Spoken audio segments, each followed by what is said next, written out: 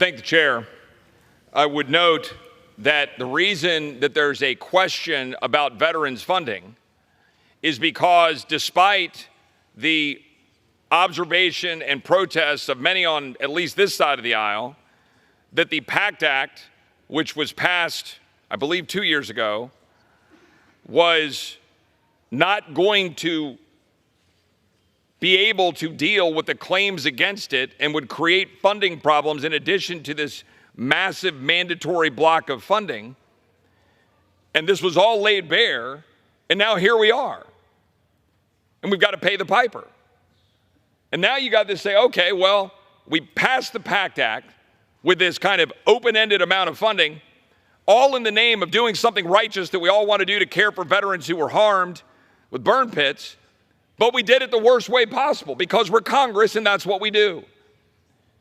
We identify a problem and we come up with literally the worst possible solution you can come up with, and then the American people kind of look at you and go, well, here we are again. So you got to go write a check like we did last week for $3 billion. And then guess what happens?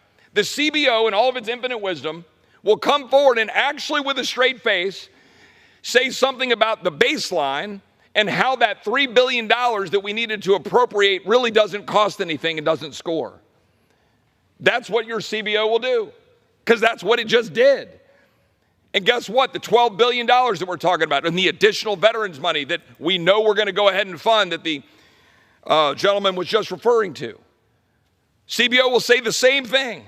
They'll say it again. They'll say, well, mandatory spending, we have baseline, it's already built in, this doesn't cost anything.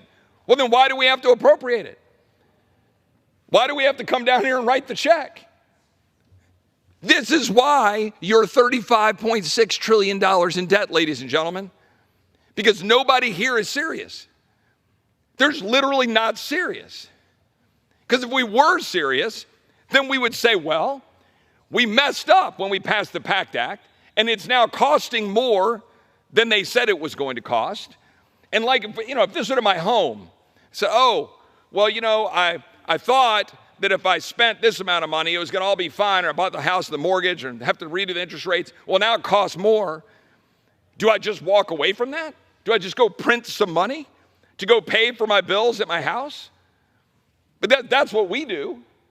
We just go say, let's go to the magic tree, print more money for the $3 billion that we messed up. And then we'll go back and do it again and say, well, $12 billion next year. Don't worry, it won't score. Nobody in America knows what the hell that means.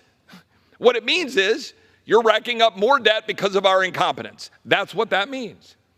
And it's done in the name of veterans, because you're not allowed to oppose a bill if the word veteran is in the title. You're not allowed to oppose a bill if the word teacher or firefighter or police officer is in the title. You know how many bills last week we passed on suspension, racking up more billions because it had something in there about autism or something in there for a study or more funding for something else? Because you don't dare oppose it because you put something like that in the title. And then all of the people are left holding the bag. At what point are we going to actually be serious? My friend, the chairman of the Budget Committee, Jody Arrington, posed this question in the Budget Committee a little bit earlier. Are we ever going to come together and have an actual conversation? Are we just going to say every tax cut, no matter what it is, magically pays for itself? Let me give a little hint to Republicans. They don't all pay for themselves. They don't. It's simple math.